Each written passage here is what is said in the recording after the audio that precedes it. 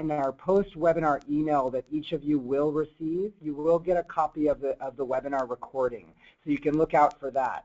As far as taking notes, I think it's a pretty good idea. If you hear something compelling or see something on the screen, we're a really transparent company, so feel free. You can take little snippets of whatever that is of interest, and you can either write that down or take a photo with your phone of your monitor there, whatever, but ultimately you will all get a recording after the webinar.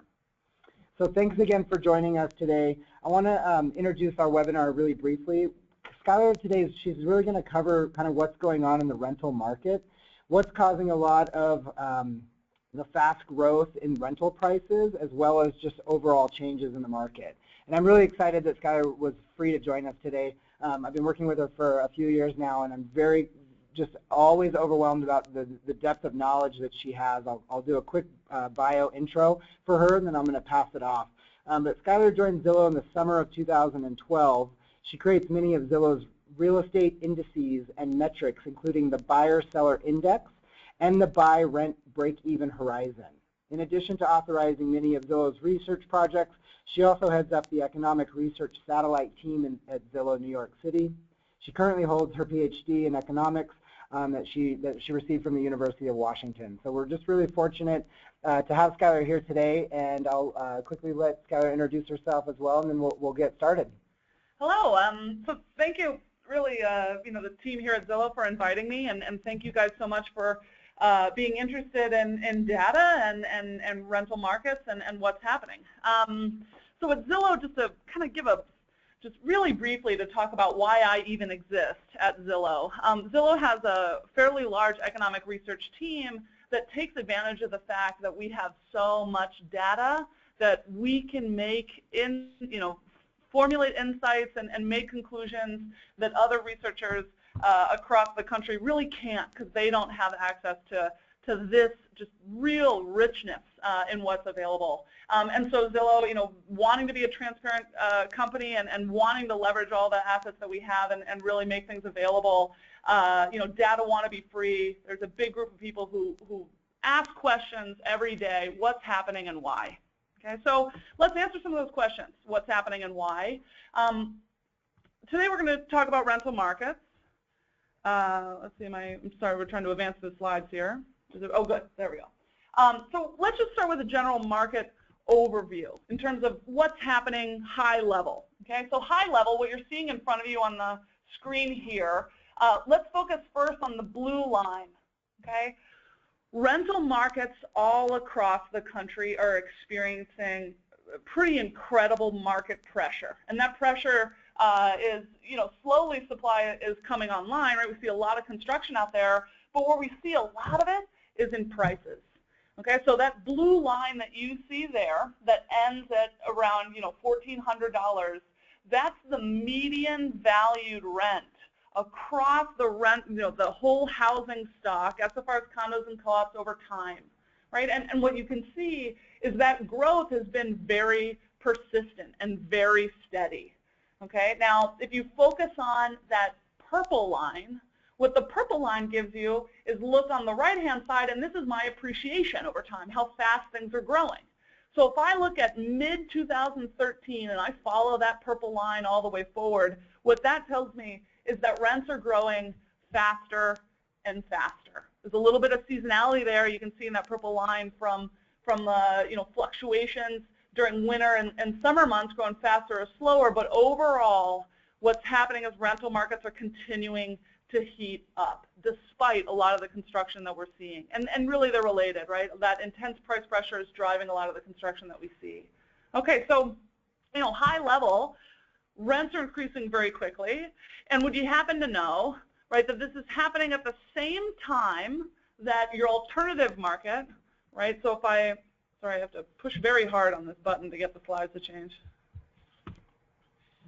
There we go.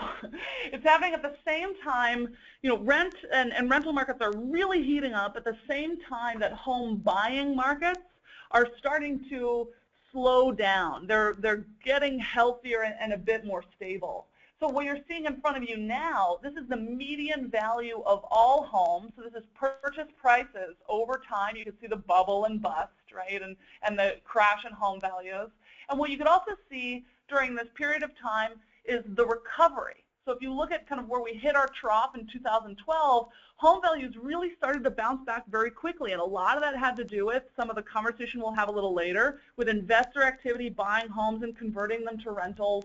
But that really, these are related markets, right? So home values started really booming with investor activity. But what you can see now, more in the near term, if you can kind of notice that slope of that line, how fast it's increasing, it's slowing down, right? So home value markets are slowing. Okay. And they've slowed down to the point where rent is growing faster than home values. And really, this is the case in most of the major metropolitan areas across the country. Is now rents are growing faster than home values are. So here, that green line is the same line that we saw before that was purple. Now it's just green and spread out a little bit. And then you can see the change in home values. These are appreciations, right? So currently, home values are growing 3%. So when I look at last May to this May, home values are up 3%. Rents are up 4.3% nationally from last month to this month.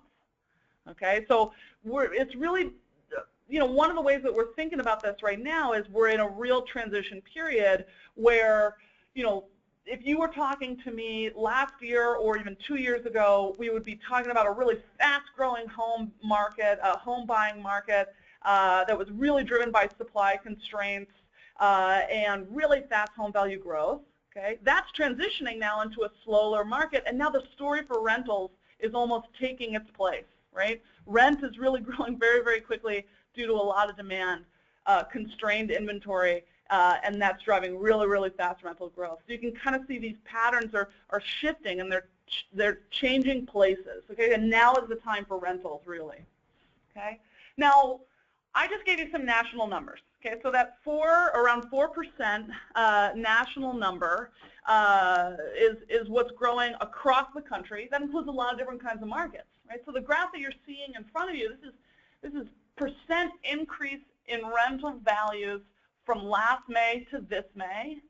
Okay, and one of the things to take note of is the vast range in these appreciation numbers. Okay, I'm going to point out 3 cities that have become classic examples of rental growth and rent pressure.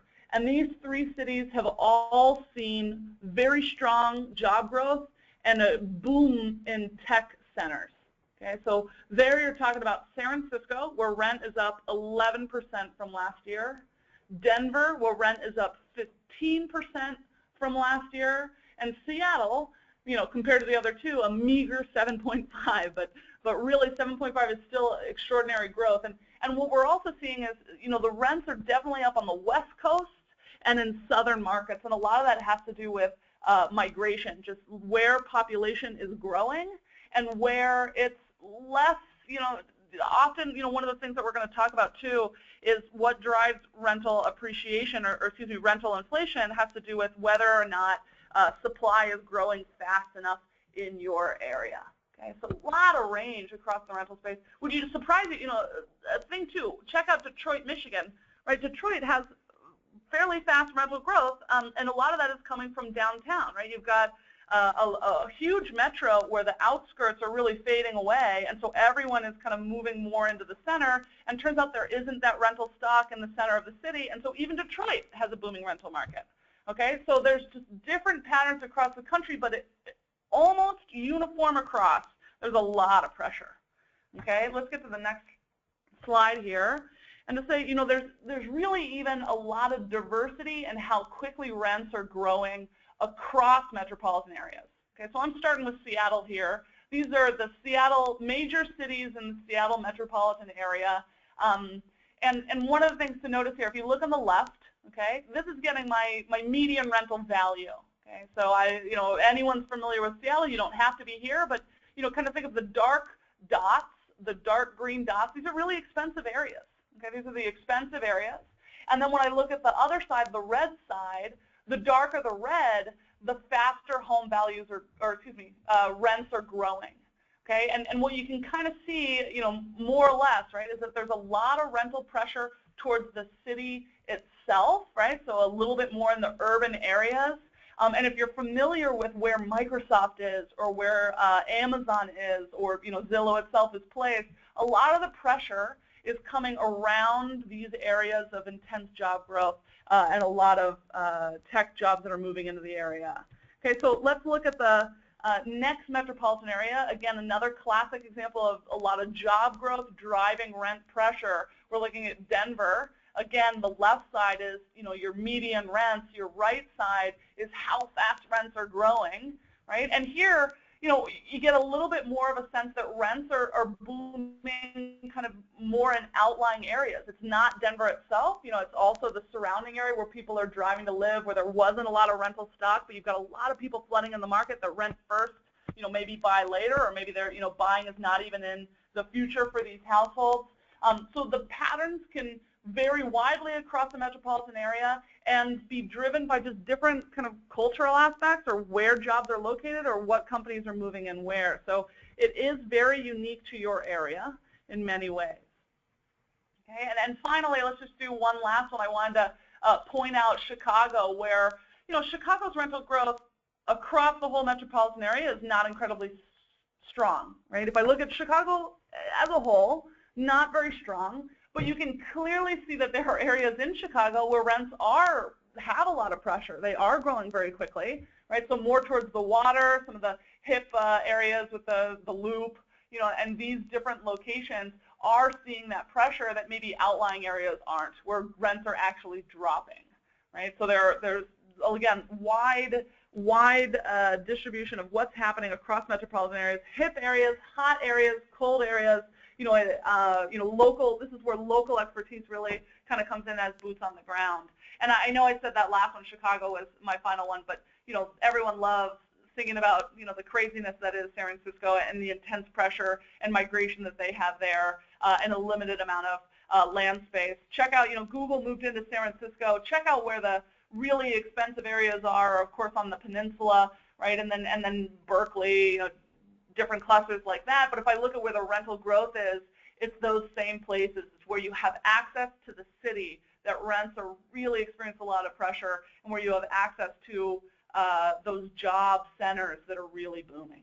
Okay, so I mentioned a little bit about why in certain metros, you could definitely point to job growth and pressure, from populations moving in, but really that's not all of it, right? When we talk about rental demand, let's move back to kind of a theme I had mentioned earlier where I said we were transitioning, right? If home values were booming and flying because of constrained inventory in the for sale market only 2 years ago, now we're transitioning where it's booming in the rental market, and it turns out they're very related, okay? Very related. So almost all household formation in the past 10 years, so from 2005 to now, 2015, almost all new households have been renters. Okay, so what you're seeing in front of you here is this is the cumulative change in the number of households that are in the U.S. Okay, so if I was to look from the period of 1995 to 2005, this is me leading up to the housing bubble. This is lots of people buying homes that otherwise wouldn't have bought homes. Okay, a lot of new households buying. That's the green line shooting up in that first set of 10 years. Okay, notice over the last 10 years, though, that green line practically flat. There aren't really any new owning households since 2005. So who are those new households? All those new households are renting. Okay, and that's the great pressure that's happening. Okay, well, all right, very similar to that last graph that we looked at, right, is the home ownership rate. Okay, so the home ownership rate during the bubble, we have a lot of new households owning homes. That's building up to the bubble. My home ownership rate hits, above 69%, right? It's very high home ownership rate. And then the housing bubble crashed. You've got foreclosed homeowners. You've got millennials who are delaying home ownership. All sorts of trends that are driving home ownership rate down. And you could just flip this on its side and say the rentership rate in other words, is back up. Okay, so the rentership rate is back up. We've got a lot of rental demand. We're at homeownership rates that are back to levels that we saw in the 1990s. Okay, so more and more we're kind of leaning back the other way, back towards that strong rental market. Okay, so one of the things I'm going to talk about now for the next several slides are these sources of rental demand. Okay,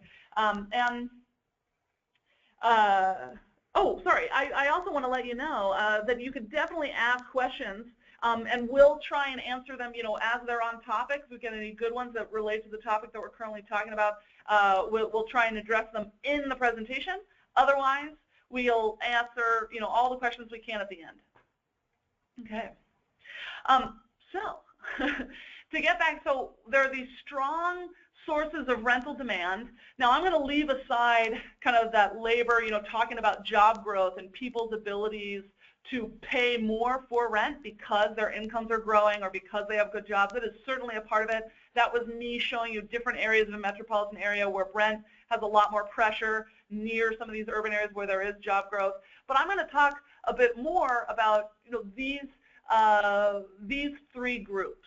Okay. Quickly, we'll hit on a lot of new rental demand is coming from people who formerly owned homes, but they foreclosed on, they lost their equity, now they're renting, right? And this has a lot to do with the business of single-family property managers, right? If you rent a single-family property, this is more, a growing form of your business coming from this source, right? Or it has been over the past couple of years through this housing recovery. It has come from this source, okay? Then we've got the share of millennials that are delaying home ownership. Right? We talk about this a lot. Everyone, I'm almost ready to start calling them the M word, right? To stop talking about millennials. It's not all about millennials, but we will certainly talk about millennials because it is a huge share of the growing demand that's going towards rentals. And then we also have what I'm calling aspirational home buyers. I talked about how we're transitioning out of the recovery in the home buying market is still struggling with low inventory, and credit markets are not where they could be in terms of availability. So you have a lot of people who would buy homes if only they could, and so they're renting for longer, right? And we'll touch on that a little bit as well and put some data and narrative behind it. All right, let's go to that first one. Okay, let's go to that first set.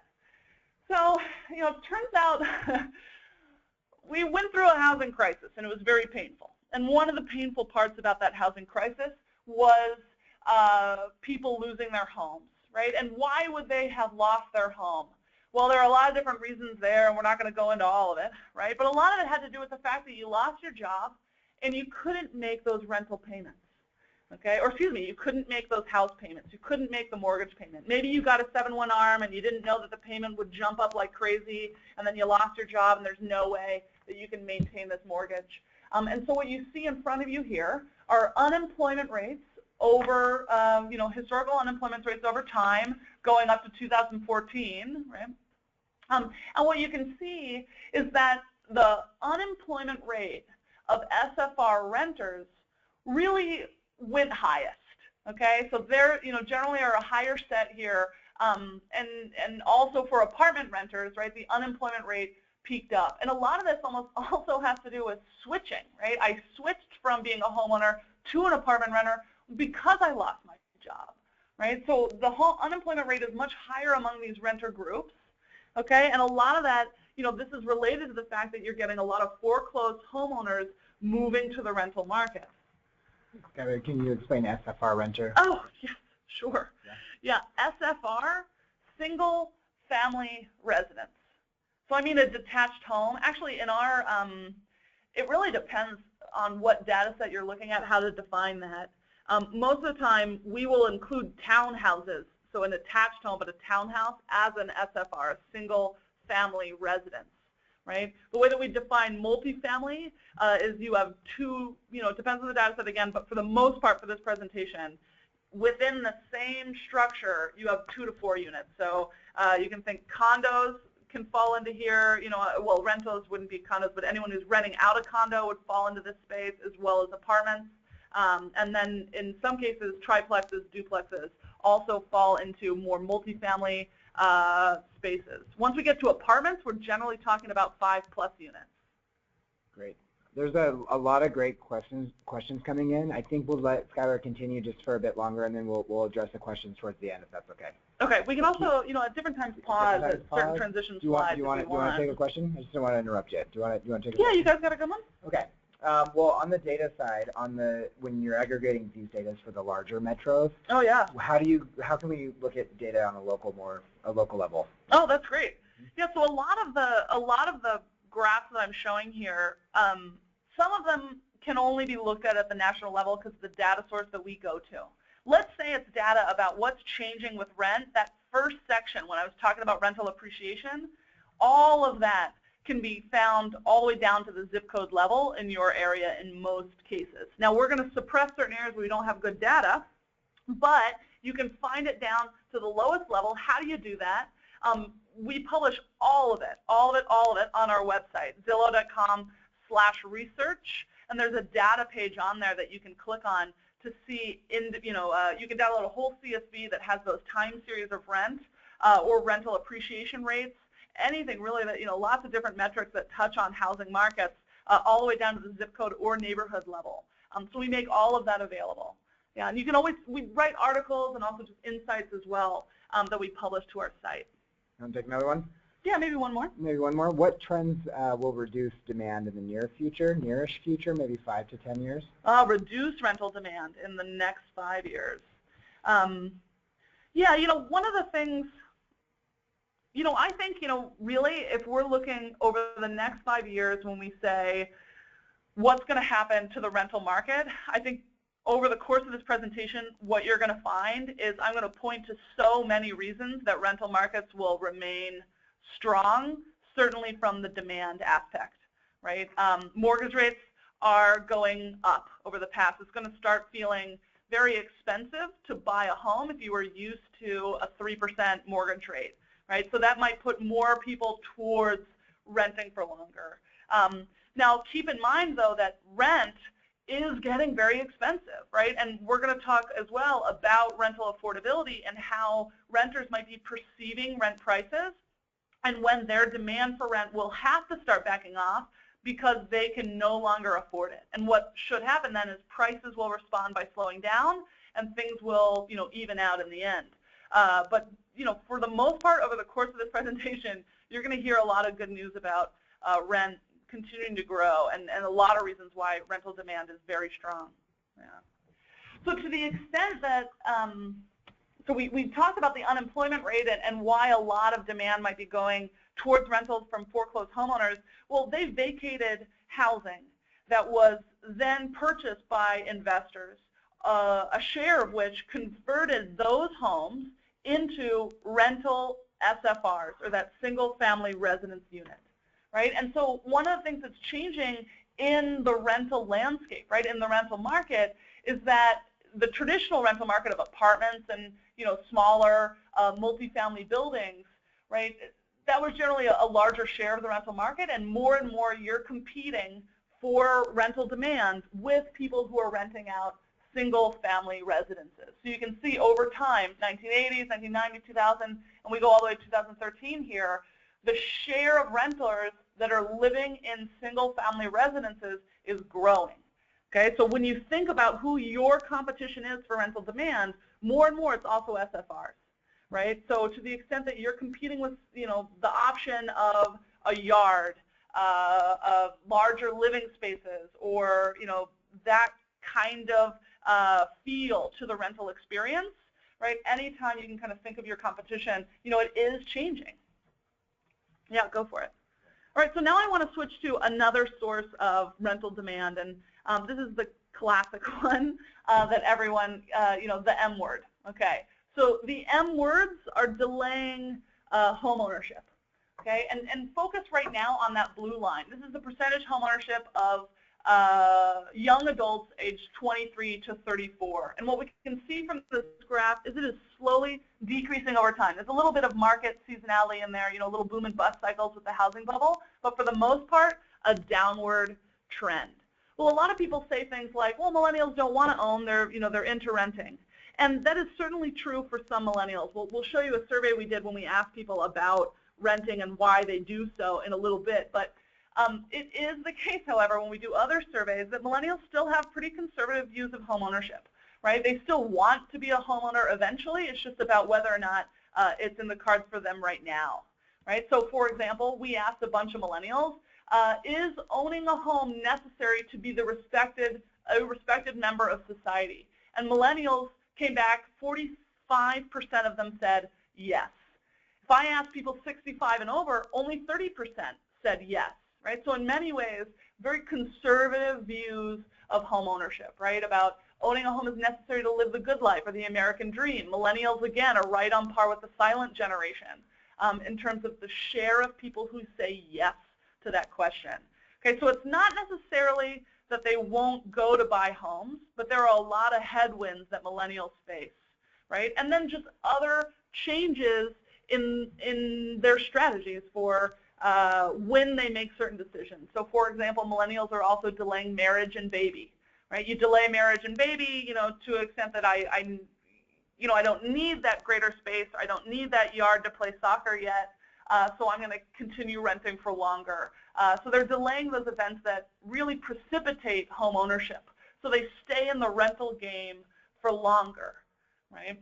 So to kind of give you an idea of this, right, we have, looking at, what are the characteristics of owners, SFR owners, SFR renters, or apartment renters on average, right? Your renter is, of course, more likely to be in a transition period, but check this out. Okay, look at the SFR renters versus apartment renters, right? Now, the blue bars, this is the share of those groups that have experienced this kind of transition event within the previous 12 months.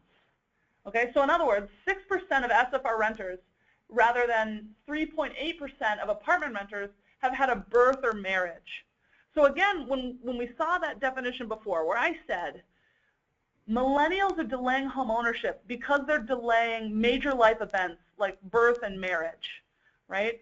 Well, it's not necessarily owning a home that they're going for, right? It's the lifestyle of living in more space, of having a yard, of being in an area of town with low crime, right, or good schools.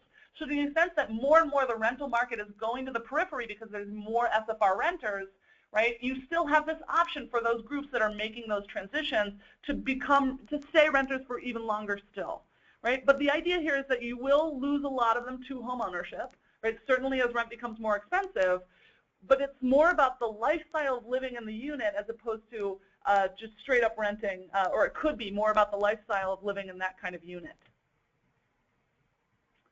Now again, when we look at these differences, we look at who has children, it again, the same story kind of plays out, right? It's about the lifestyle in the unit rather than, the sheer fact of owning that home, or at least that seems to be the case when we look at a graph like this. Renters that live in the SFR units are far more likely to have children, right? It's about having the space as opposed to apartment renters.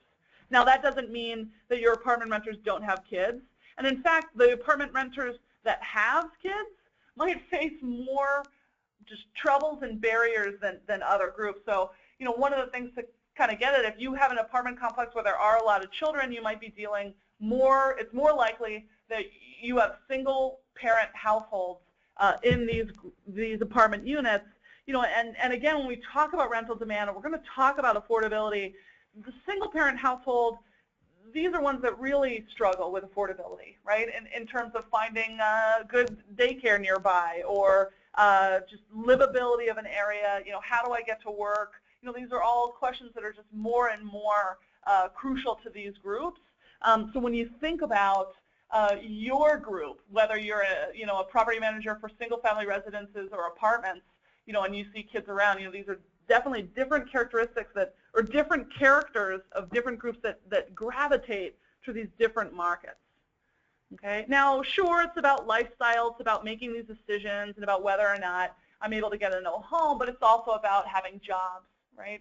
So one of the things that will happen, and this addresses a bit of that question that we had earlier as far as what might reduce the demand for rentals over the next 5 years, if one of the reasons why more people are renting now is because the home buying market has, constrained supply, or credit is very tight, or people haven't saved that down payment yet, they lost their equity, right? As labor markets continue to grow, when people have the option to buy, they might return to that buying market, especially as rent continues to get less affordable. It might drive people back to buying, right? And what I'm validating here when I show you guys this graph, pay attention to, let's just focus on that married section. Well, we can focus on both. Okay, so the left, these are all home ownership rates. The left is people who are married. The right is people who are single. Notice all the lines of the left are higher. I jump up, right? When I get married, I'm more likely to own a home. Okay, now look over time, that's really what I want to get at here is, are more people owning homes or are more people renting homes? And notice those that have both partners in a marriage working, their home ownership rate is more or less steady, maybe a little bit going down for one full-time and one part-time worker, but more or less steady over time. Now when you look at that single group, check out the yellow one. My home ownership is growing up if I'm a full-time worker, right? So to the extent that labor markets start improving and people have options, whether or not to rent or buy, you might start losing some of your demand towards the home buying market when it becomes feasible to make that choice. Okay, now, I don't know if we want to say thankfully or cast it in a good light, but I will for just a second, from your business perspective, thankfully millennials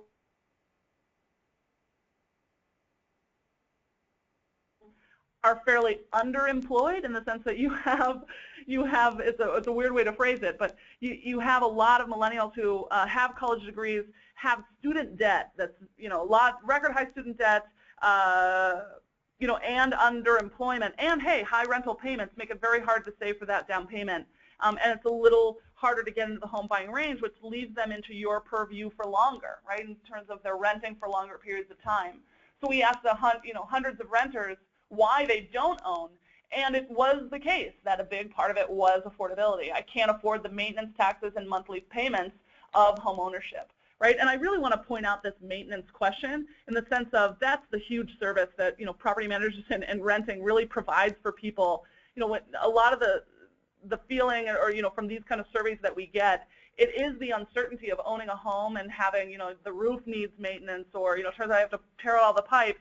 That really is one of the huge advantages to renting. So that really comes through with that first line in terms of why don't people buy. It is affordability, sure, but it is the fact that when I own a home, it's a huge risk, and there's a lot of uncertainty there in terms of what it actually might cost me. And then some of it is, of course, the credit constraints. I can't qualify for a loan, or I don't have the down payment. Now, this last section might interest you. It is a much smaller share. Only 28% of 25 to 34-year-olds say that they rent due to lifestyle preferences, okay, that they want to rent. Okay, so it's either I simply prefer to rent, I could afford to buy a home, but not the size or style or location that I would want. So in other words, I want to live downtown in a walkable urban area, and I can't afford to buy that kind of thing. So I'm going to rent because I really want to live here, right? Or I like the amenities of my rental complex, community, or complex. Those are all a part of that 28%. Okay, so it's not a meager share. There is certainly, 28% is that's not chump change. A large share of people do prefer renting, but a large share of people who currently rent say, hey, it's just that I can't really afford to own. So that is something to consider kind of, and something as a headwind to address that earlier question moving forward, right, in terms of what's going to happen to rental demand. Well, it just might get real expensive. Now, the other thing that's driving people towards the rental unit is they just can't find a home to buy if you wanted. So a lot of that has to do with negative equity in the home buying market. There are a lot of people that own more on their home than their home is actually worth. When we chop up the housing stock into bottom, middle, and top tier homes, 25% of homeowners in the U.S. that are in that bottom tier owe more on their home than their home is worth. So they can't sell it. They wait. They sit on that home. Okay, that's keeping inventory in the for sale market really, really low. So that's where the aspirational homeowners are just renting for longer periods of time. Okay, and that that constraint on inventory is a bit self-fulfilling, right? You can't really put your home on the market to sell because you can't find a new place to live in because inventory is so constrained. So we really need a lot more construction to come online until you break that cycle, and that's coming at a delay. So really, in the near future, a lot of people are going to have to keep renting even if they are inspirational home buyers. And again, that construction has been low. as this kind of graph shows, with that new home sales has really lagged behind. Okay, now that was talking about the supply in the for sale market that impacts the demand for rentals. Now I want to talk a little bit about the supply in your market. So the supply of units in general that are, going towards housing, right? So the supply of multifamily, single family, just housing in general that could put pressure on rent markets. Okay. Now, we're going to talk a lot about affordability. And I'm going to get back to that in a brief second. Now, on the left-hand side, I've got the percent of your income that's spent on rent. So classically unaffordable metros. You've got your Los Angeles, your San Jose, your New York, right? These are places it's expensive to rent. Okay, it's expensive to rent in these places. Now, it's expensive to rent often because, hey, it's really expensive to build. It's expensive to build, and it's also, there's just land use restrictions, there are regulations. It's very hard to add housing to many of these areas. So what you see on the bottom is these are the number of units that are permitted to build for every 1,000 new residents. So if I'm below that 1,000 mark, if I make a vertical line at 1,000 on that axis, everything below there, it's likely that this area is not building units to keep up with the supply of new demand coming into your area. So again, to the extent that supply is not keeping up, there will continue to be a lot of pressure in the rental market from this increased demand moving into these areas where supply can't really keep up to feed it. And you guys probably know better than most about the next slide, working in your business, but this is pushing rental vacancy to, really extreme lows. Okay, this is your pressure. A lot of demand, very, not a lot of supply, and the new supply is coming on slowly, putting rental vacancy really low, a lot of pressure on price, a lot of pressure on price. Two quick questions. Sure. One was, you mentioned needing more construction to meet demand for home ownership. Does that mean that the excess of inventory of homes we saw after the 2008 bubble has been absorbed? Yeah, so what happened to that excess inventory was it was either converted to rentals, or, in some areas we tore it down, right? So when homes remain vacant for longer periods of time, a lot of builders who overbuilt made the decision to actually not complete those homes or to tear them down and demolish them. I mean, Detroit is an excellent and wonderful example of this at the extreme end, right? Where the city is using a lot of funds just to knock down a lot of vacant housing. And we actually went on a trip to go visit Detroit and look around. And you think to yourself, hey, don't knock down these homes, maintain them, because we have these affordability crises all across the country. Wouldn't that be one of the options? But really, these places degrade so quickly, or people strip them, and you want them knocked down. So yeah, it's already been absorbed. And a lot of the new, what happened too, and some of the slides will show, let's actually move forward a little bit here. Let me jump. I'm going to jump real quick, and I'll jump right back. But what we even saw was that, maybe it's too far. This is too far of a jump. I'm going to go back. One of the things that we saw, right, was that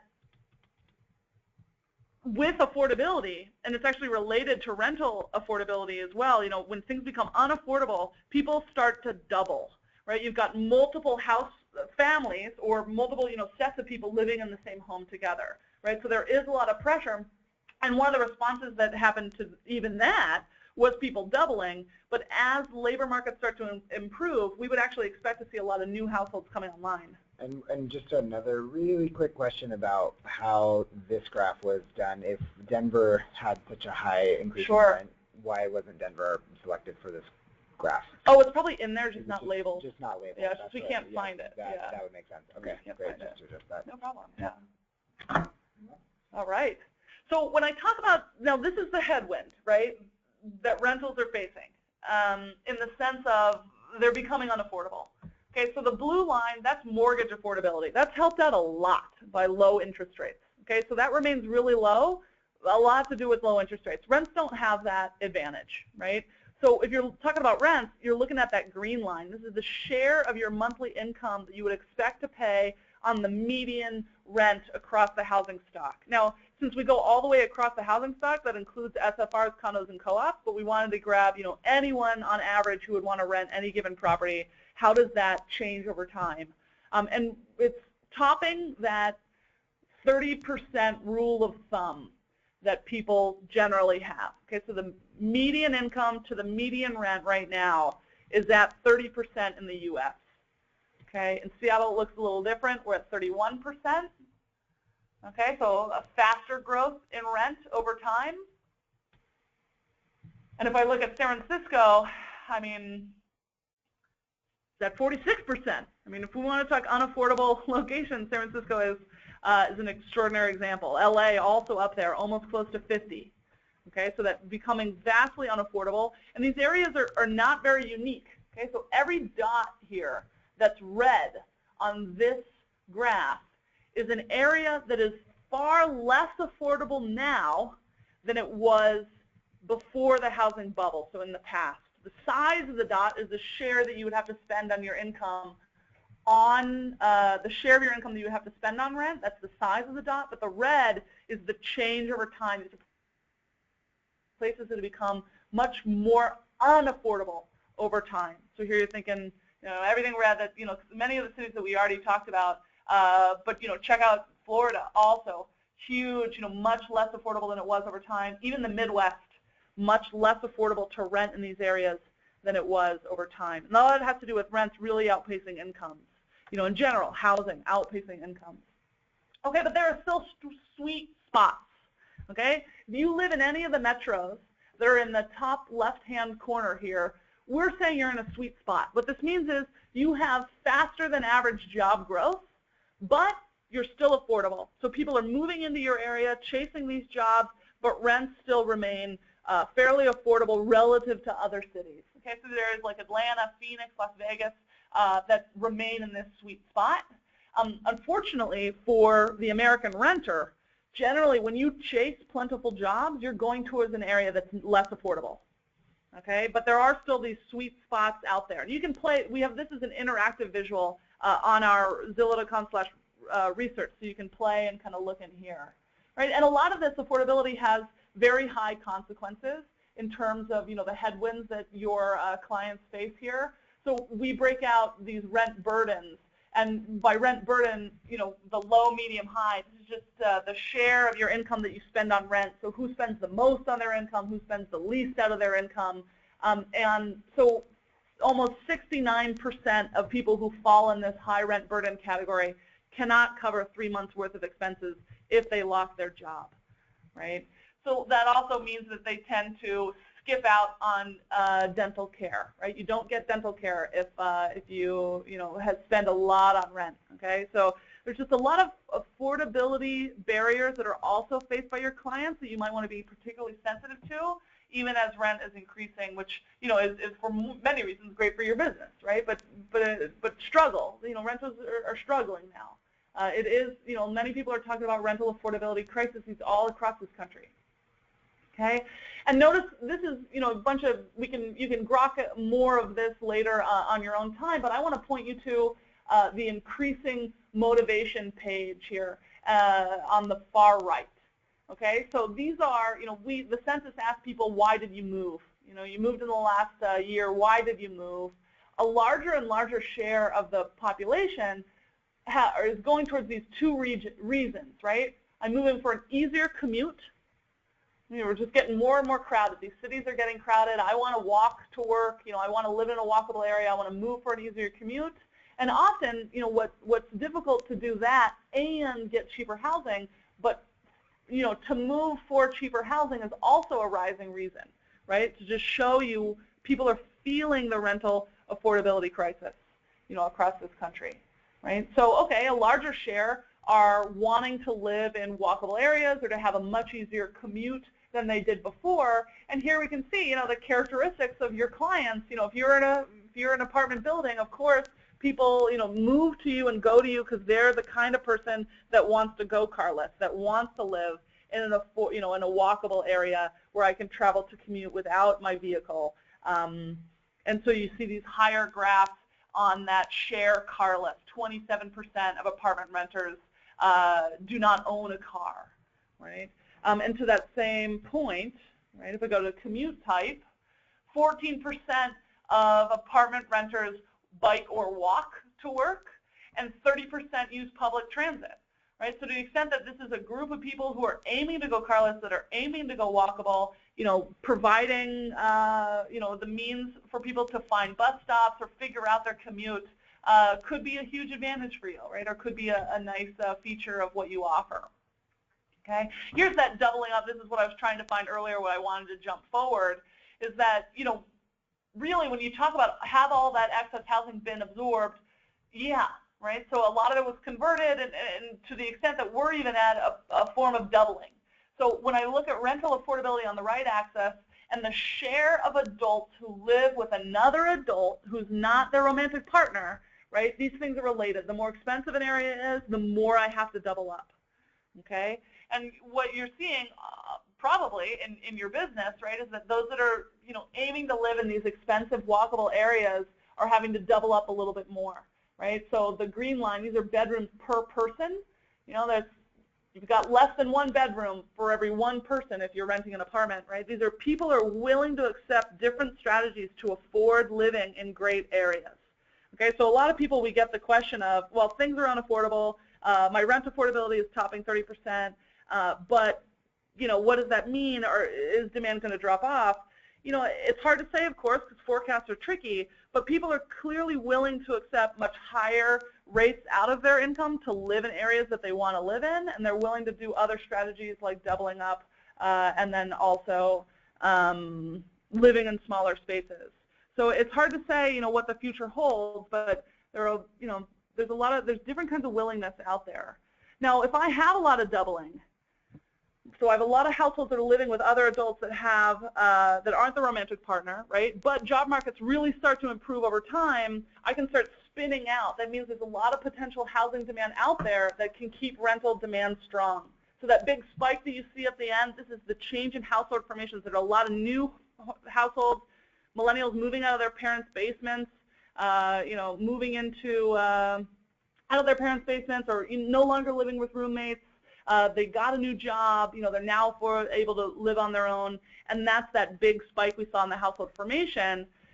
Here I'm trying to put a few numbers on it in different metropolitan areas across the U.S. So this potential additional households, the way we looked at that is say, okay, I have a rate of doubling now, but I have some sort of norm in this area. If I look back in history and see, what was the rate of doubling before, before things got tight? What did people maybe prefer before there was a lot of affordability crisis out there, right? And I say, okay, now I have more doubling than that, but what if I went back to the rate of doubling before there was this crisis? How many additional households then does that mean are out there that are waiting to spin out, to no longer live with roommates or move out of their parents' basements? And in many areas, these are high numbers.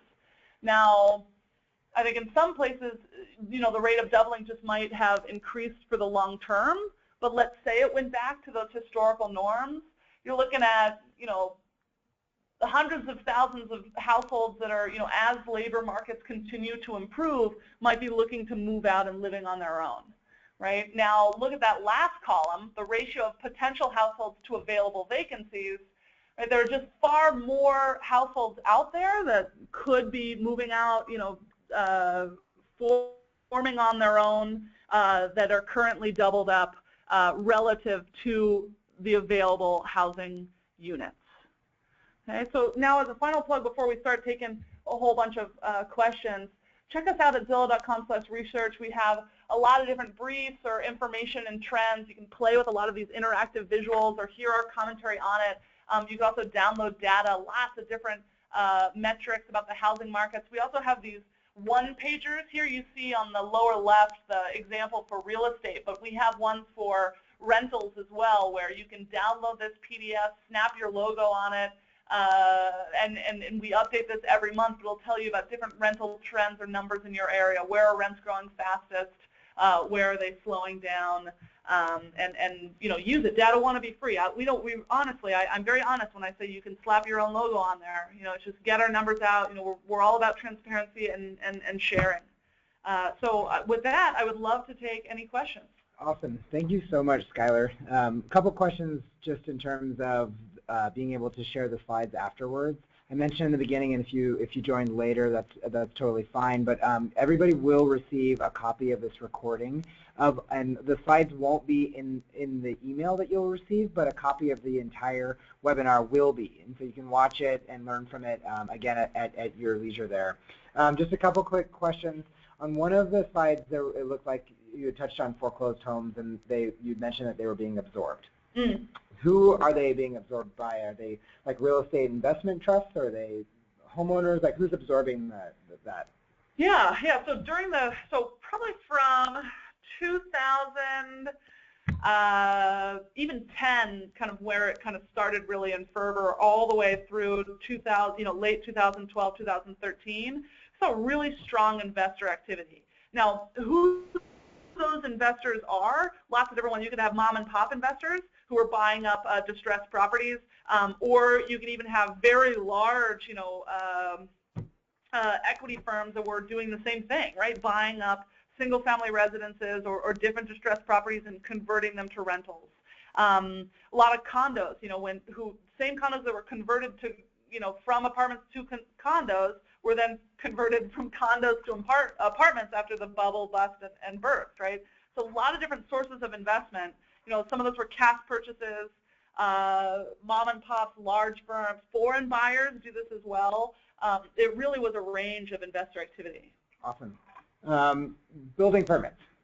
Yeah. So in terms of building permits, let's see, the question is basically, is it for all buildings, including single family, townhomes, apartment buildings, or are more apartment buildings being built than single family homes?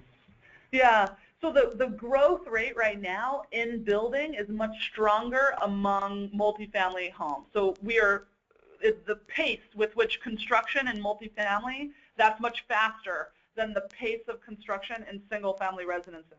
That graph that you saw there was all units. The permit data is not broken out by for sale or for rentals, but that was per unit, what are permitted in the area.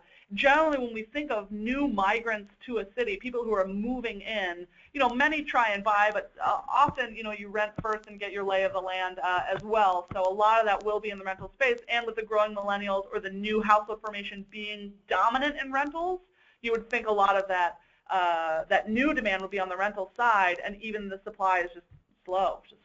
Great. And on the note about here on the Zillow.com/research page, are the one pages, how often are they updated? Once a month. Once a month. So okay. See how this one says May 2013 right here? That one was published, let's see, April, May, June 17th. So you take the next month, about mid-month, the month later. Great. You publish the new month. Awesome.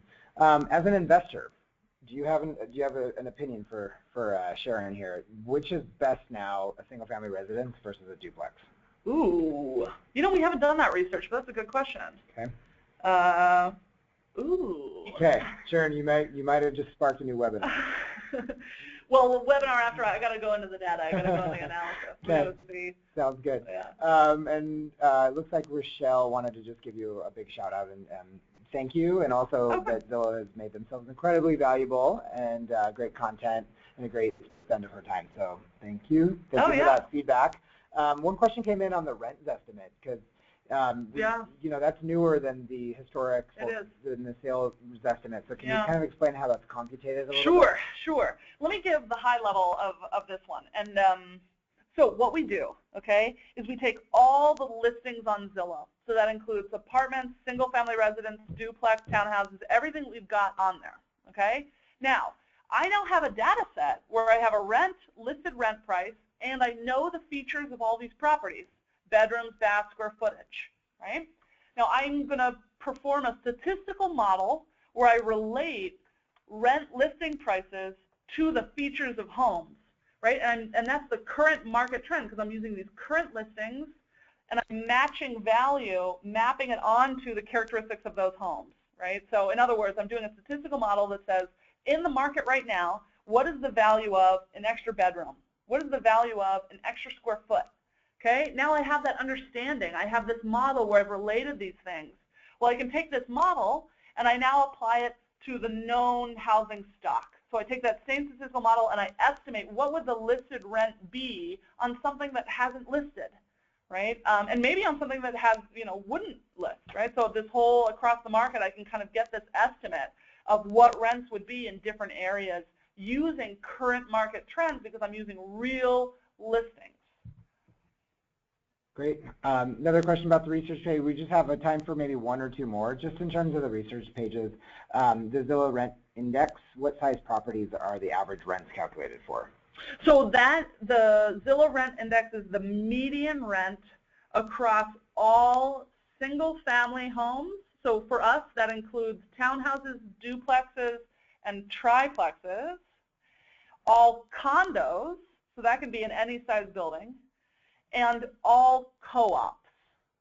Now the reason why we go across that set of housing, so I basically take the median rent, right? I take the estimated rent across that whole space, everything in the housing stock, right? It could be ones that homeowners live in, but everything, and that's that rent index over time. And the reason why you want to do that, or one of the important reasons to look at that kind of metric, is because from month to month, I'm looking at the same set of homes over time, as opposed to, say, looking at the median rental list price and, this month it's a lot of 2 bedrooms, last month it was a lot of studios. You don't really know whether or not the change in rent over time is just because the types of homes are changing or because the real market trends are changing. So we look at it across the whole housing stock, these median rental estimates. Awesome. Great. A lot of thank yous are coming in. All righty. Many thank yous. I want to give you another just a moment to say thank you as well. And on behalf of the Zillow Rental Network, I know we all are super grateful for your time on all you listeners and those who tuned in today. So thank you for dedicating a portion of your afternoon. If we weren't able to answer your question, feel free to email theacademy@zillow.com, and we'll make sure we get back to you as soon as we can. And look out for the post-webinar email that you will receive as well with a copy of the recording. And thank yous continue to pour in. So sure. Skylar, thank you for taking the time out of your day, and we know you're very busy, so appreciate your time. Yeah, no problem. Thank you so much for listening. And I feel like I'm cheating a little bit because I love this job and I love playing with this data and talking about it. So really, I need no thanks. Well, we appreciate your time. So. Okay, have a great day, and everyone look out for that email coming shortly. Thanks so much. Bye.